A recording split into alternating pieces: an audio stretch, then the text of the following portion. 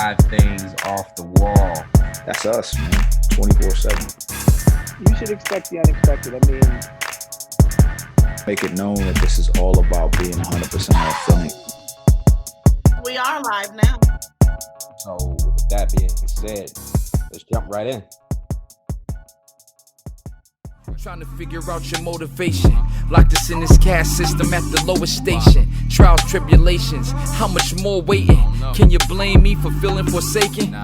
For generations, they made it horrific. And still we suffer and fight for independence while these others giving benefit cause they lack pigment. We speak out of turn and earn a lynching. Emmett Till was killed for just whistling. Trayvon Tamir murderers was just senseless. Tell us what we did for you to about face us. 402 years trying to erase us. Ancestors perform prayers, they fall on deaf ears. Snatched from this motherland, we was left here. Just wanna know why God can't let bygones be bygones. Daniel in the den of the lions. Torture souls cry on. Burial grounds being defiled. Even now, they judge us worse than Simon Cowell. Wishing we would leave and throw in the towel. Shit. Most high, you know this world ain't right. We out here trying to live our lives. Still they wanna block our shine. While we just trying to survive, I wanna know why God. Most high, you know this world ain't right. We out here trying to live our lives. Still they wanna block our shine. While we just trying to survive, I wanna know why God. We praying faithfully, waiting patiently. Like for our number to be called at the DMV. You hear me? The cops trying to kill us and medical doctors overpilling us. We still ain't free, nothing ain't changed. Bodies not shackled except for our brain. How much more pain do we have to maintain before that song that Sam Cooke sang happens for who? Yeah, we destined to lose.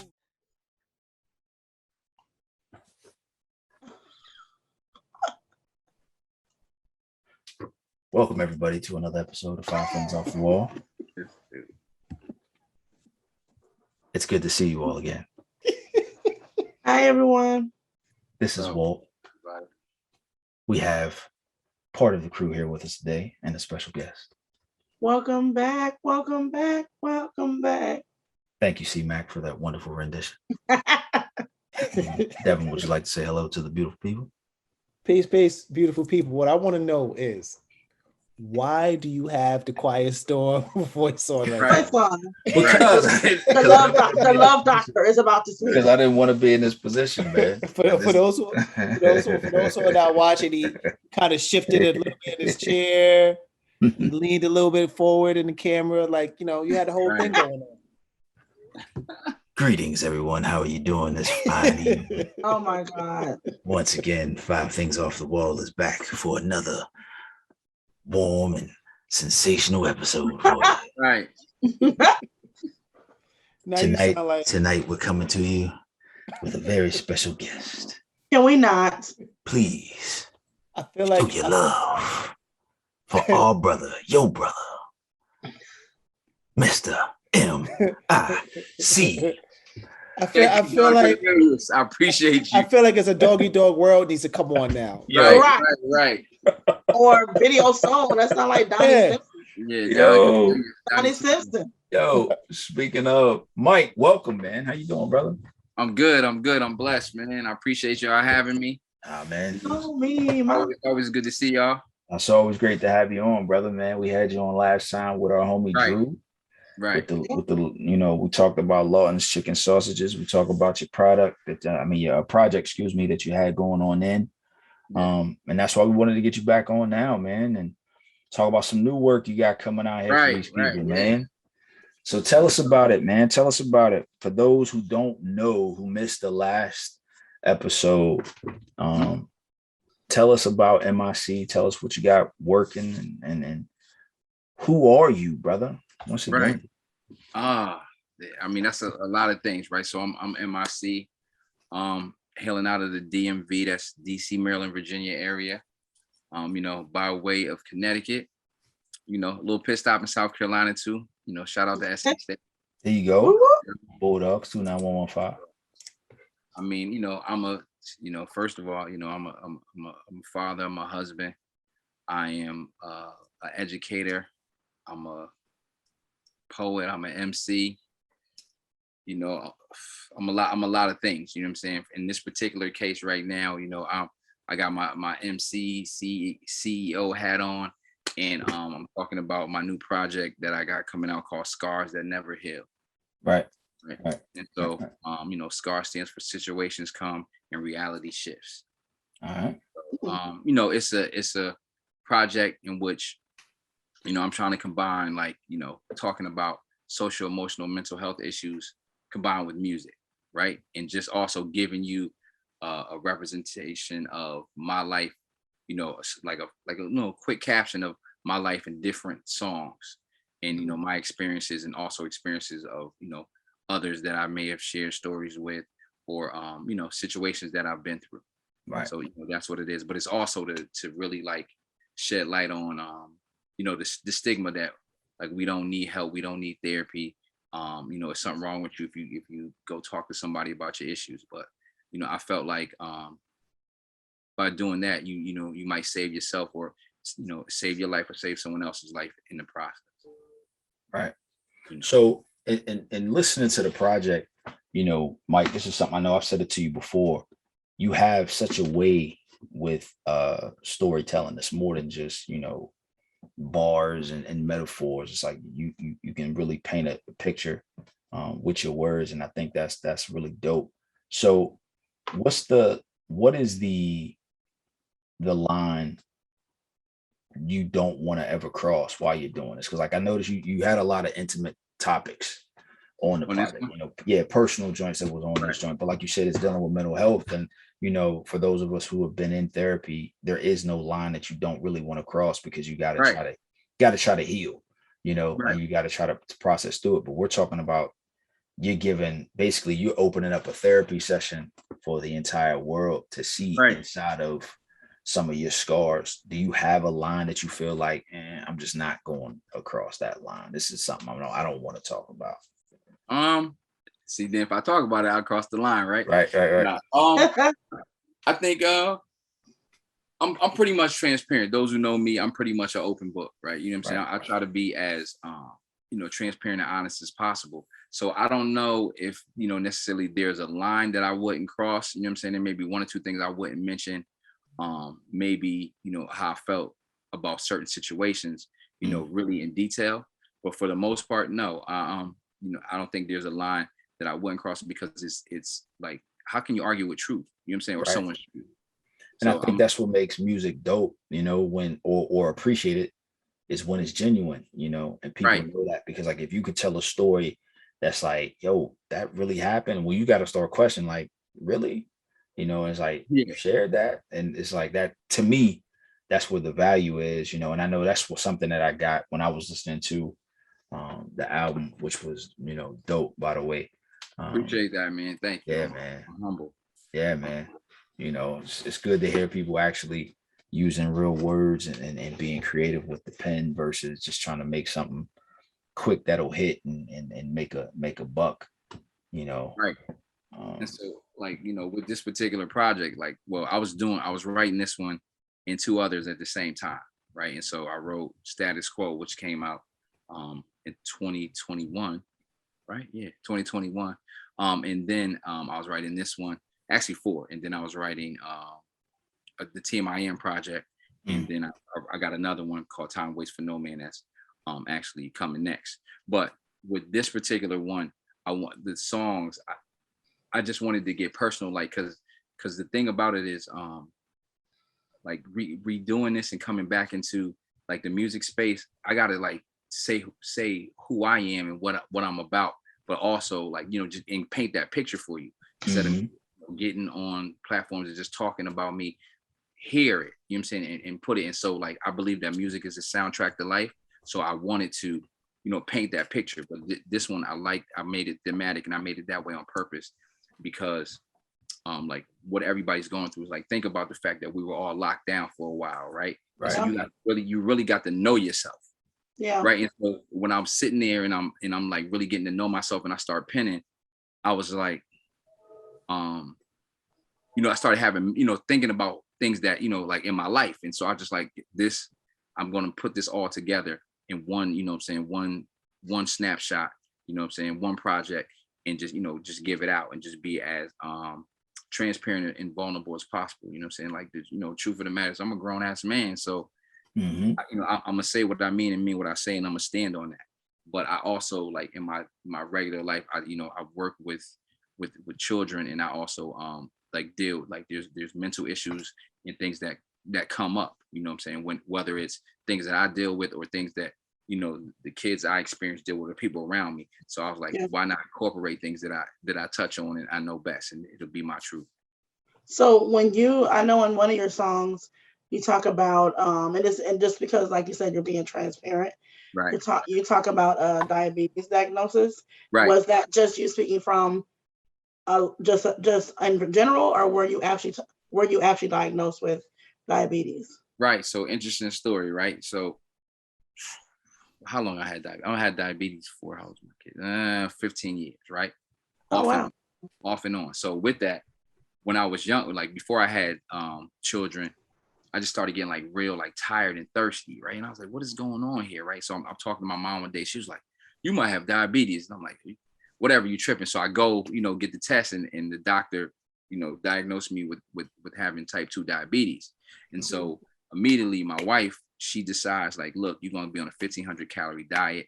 And I hit the gym, and I lost like 60 pounds.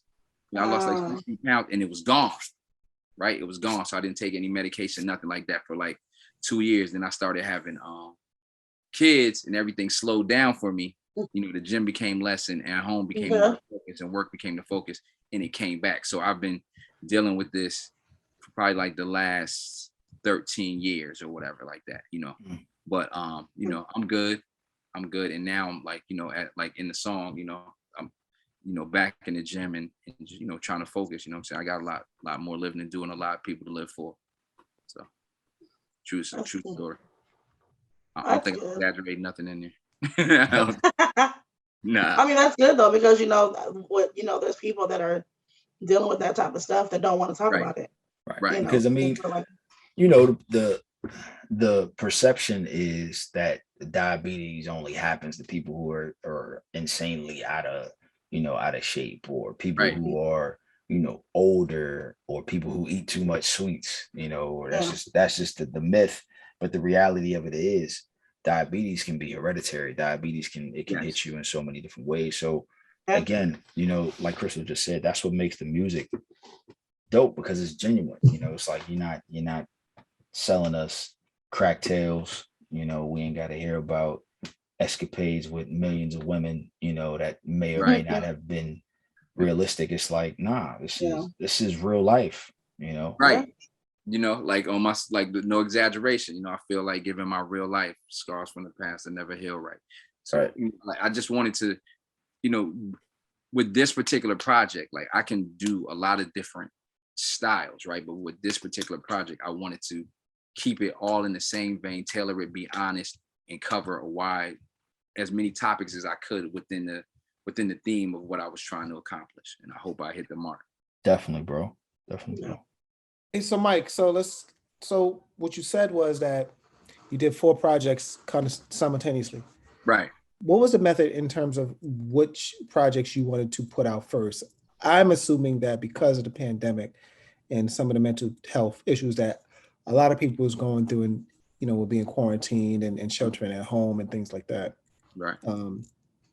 That may have been one of the reasons why you went ahead and proceeded with putting this one out, or no? Yeah, I think that's part of it. And it was my second one because Status Quo is more like, that's also thematic, right? So my first project I put out, I mean, like in 10 years was Status Quo. And that was more on my love letter to Black people, right? And to what was going on at the time. You know, it's still going on, but what was going on in the forefront. So all the songs, they're not personal. Like, they're not at all. They're more like, for everybody, they're more like, you know, like I got a song where it talks about being pulled over by the police. And I got another song, Faith, where it's just about, you know, when things get bad, you still got to hold on, you know what I'm saying? Just hold on to whatever you believe in to get you through. And these are all, it wasn't really personal. And so when I sat back and looked at it, and shout out to Rel 77, because he did all the beats on that one. When I sat back and looked at it, I was like, this doesn't paint a picture of who I am. Mhm. Right? So I need to, then I'm also writing these other songs. I'm like, okay, this goes with this, so I'm gonna put this over here, and this goes with this, so I'm gonna put this over here. So then the next logical thing for me was, let me give a picture of who I am right now. But here's some backstory to who I am, how it starts and how it ends. Right, you know, so that like the song you were referencing, Crystal, was light at the end of the tunnel, and that's toward the end, but that gives you a whole snapshot of who I am at this particular point and the things that I've gone through. Right. What I think, Mike, you know, I don't know if people are actually paying attention, you know, or making the correlation, but it's like how methodical you are in terms of just you're not just making music for the sake of making music. Right. Like everything is like you said, it's thematic and it has an order. Like I want you to hear, I heard Ava DuVernay say that, you know, the amount of work that goes into making a project, you know, of course she's talking about movies or TV that she's working on. She said the amount of work, like down to the way the movie is seen, like they have a visual of how they want their audience to see it. So it kind of burns her up a little bit, or it burns the producer director up, the creative up, when they see people watching the movie on their phone.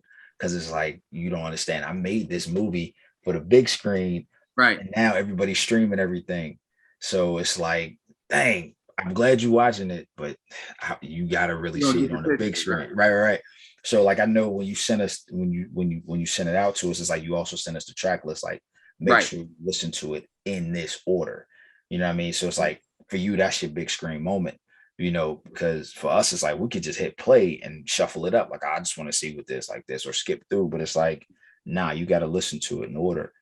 Right. I appreciate those who listen to it in order at the beginning. Right. You know what I'm saying? What was the reason? What was the half? Yeah, that was me. I'm just go ahead. Yeah, that was me. I got that text. He was like, "Yeah." I was like, "No, hold on." No, the funny part is you didn't even say it. Walt, with his, of course, in his Walt way. No, bro. Let me know. Maybe it was. It was no. Maybe it was. No, I know I did it, but maybe I was being a little petty. But it was fun. Yeah. You know, because you, like we all know, you are the pettiest man in America. I try to be. But let's talk about the order, and okay, let's talk about that, because you was very diligent in saying, you know, that you need to listen to it like this. Mm-hmm. I just wasn't paying attention and was doing my own thing. I know, it's all good. as usual, though. That's one of these kids, you know, doing I know. Being of his own drum. I'm very, very hard-headed. Anyway, so yeah, talk about that, Mike, because you did say that you wanted to be able, you know, you wanted to do that, and it was a method to your madness. So talk about that a little bit. So like the first song is S.C.A.R.S, right? And so like it's the first thing you hear, beside like when you hear my voice, is like, some men cry in the dark, I rely on my art to reveal the real desires found in my heart. Right. So now it's the pain, the love, the joy, the stress, frustration, my insecurity becomes the world's entertainment. Boom, opening scene, like, let's go. Right. So I'm telling you that, yo, here I am, here I stand in my truth. And I want you to understand that, like, we're human. You know what I'm saying? Like, you know, the next line does say I'm human, but I wanted that to be the first song. And then within that song, it goes back to me being younger and the things I experienced, right? You know, at being a young age with, you know, like my sister having, you know, seizures at very young. And I'm like, she's only 4 years, you know, behind me. 4 years younger. She's 40 years younger than me. So me seeing this, you know what I'm saying, her being, me being like 5, 6, and, you know what I'm saying, her being like, you know, 1, 2 years old or whatever. Like that was, you know, like traumatic. Like, I don't know what's going on. I can't help. And then also at the same time, like, you know, being exposed to street life, to, you know what I'm saying, to drugs of that nature. And also at the same time being exposed to police and having a gun pulled on me at 5, 6 years old. And then having to still go to school and be normal. You know what I'm saying? Without, because, you know, in certain communities, you don't tell what happens in your house. Right. And so like all these things. So I did it that way. So like, boom, you get the, yo, this is who he is. This is what he came from. And so then it goes into, you know, like different songs. And some of those songs, like, boom, I'm letting you know, like the next song is the No Exaggeration. Like, I'm giving you my real life.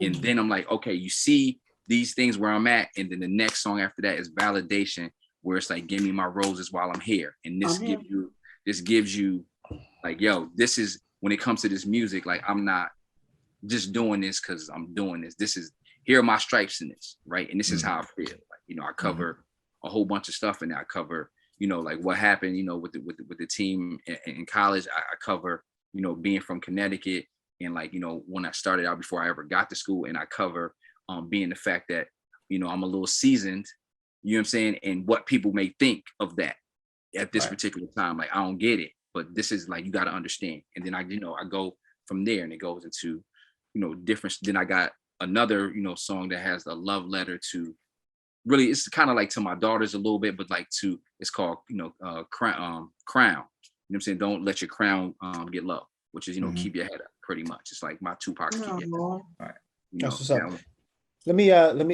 Let's circle back to something you said, because I want to touch on that a little bit more, because that's always a conversation for people who may feel like somebody is past what their dream is, right?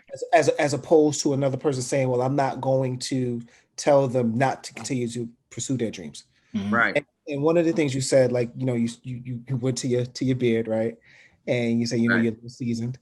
And the stigma is, as we know, because we all are a certain age now, but you know, the stigma is always right. The stigma is always that, you know, there is a shelf life, especially when it comes to this rap game. Right. It's a young man's sport. I got the nerve. It's like Ashanti with Herb. Right. It's a young man's sport. Right. So, but let's say your perspective on why you continue to keep doing it. I love music.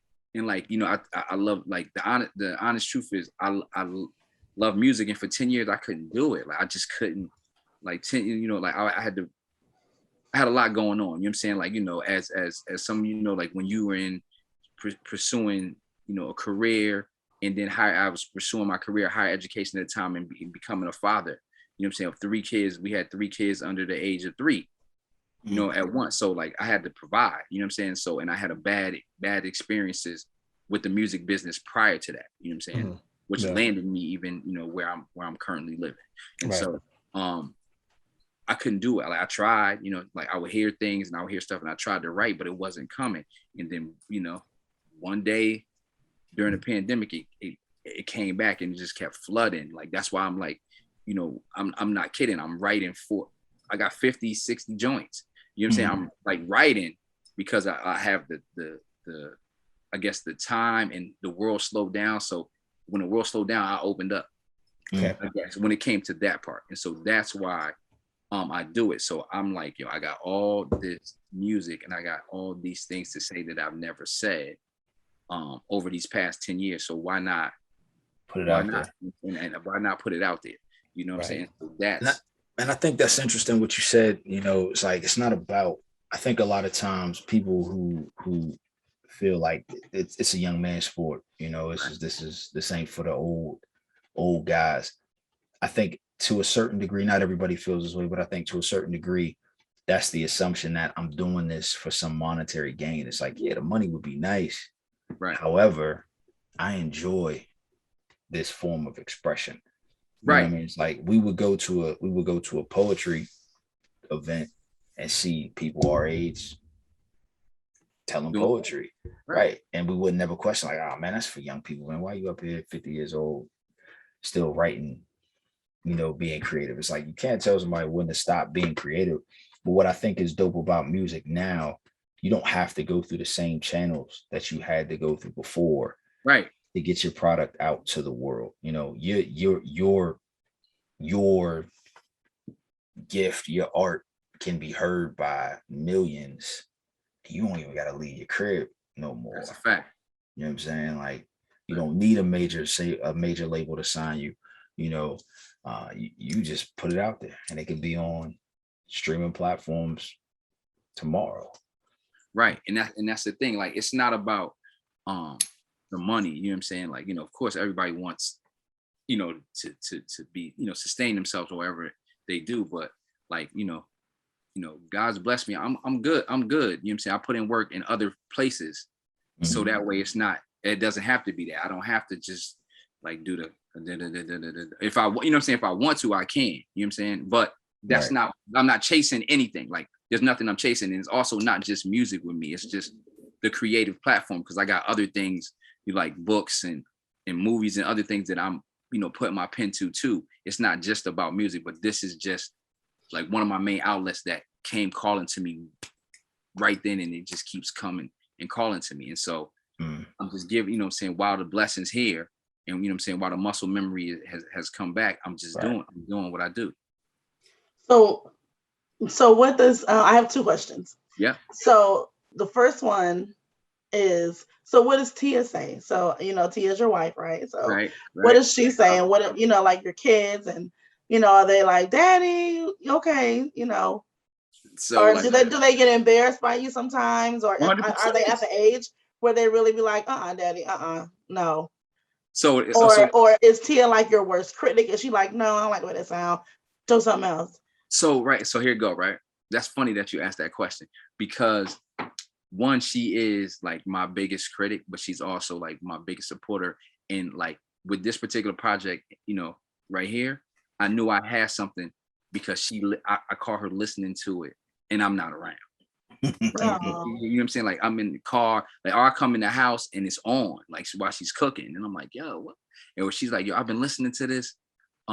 She said, this is good. Like sometimes, like, when she's driving to work or whatever the situation, she's like, yo, I've been listening to this, a lot.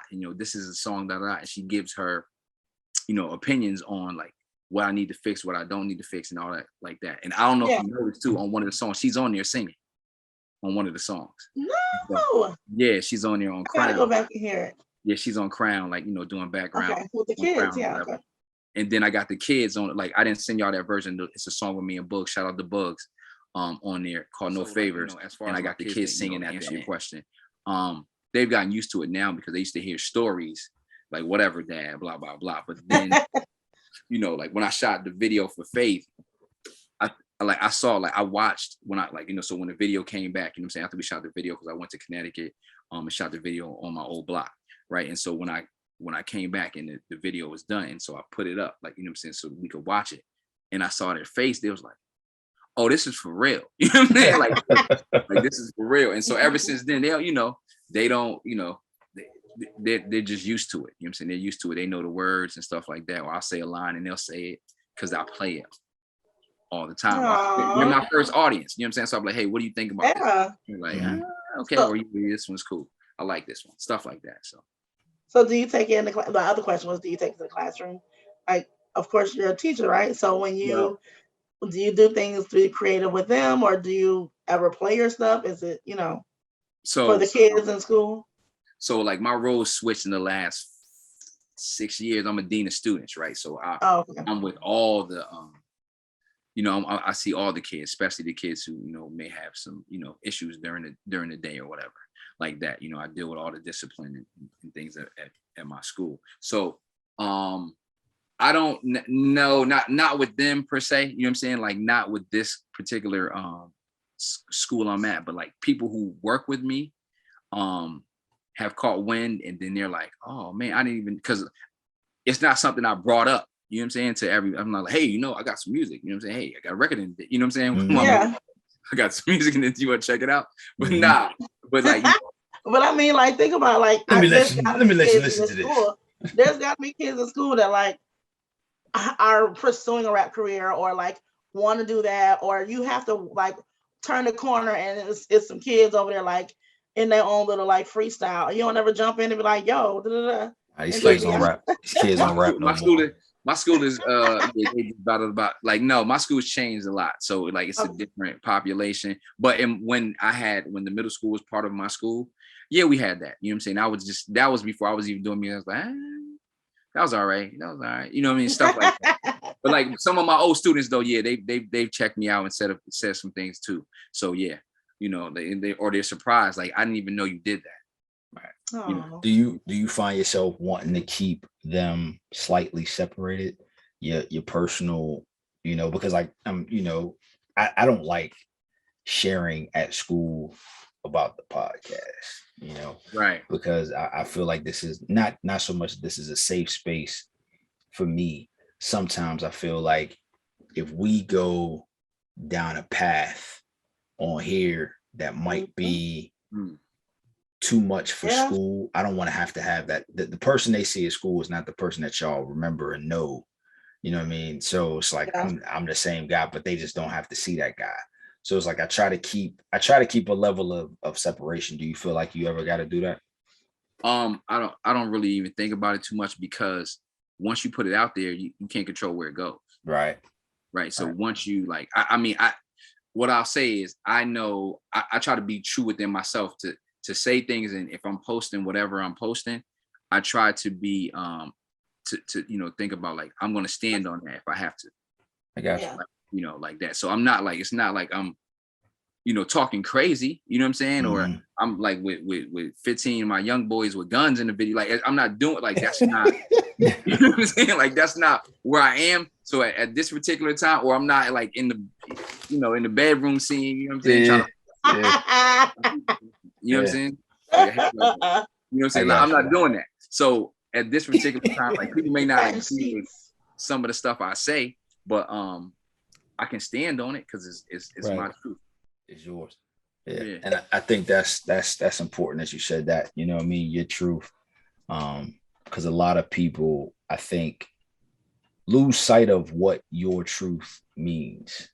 You know, they hear your truth and they think, oh, your truth is still a lie. It's not. No, just because you don't agree with it or you got a different version of it, that doesn't mean that's not how I perceived it or how I'm dealing with it. And can we go back to something that, let's go back to something that Mike was saying when he was talking about the perception and whatever. Not the head shake. No, I was just trying to say, let's go back, like back. Yeah. Oh. I didn't want to do the other motion. Oh yeah. But this when is Mike exactly was why I got to keep it separated from the school. As it is. That's what I be talking about.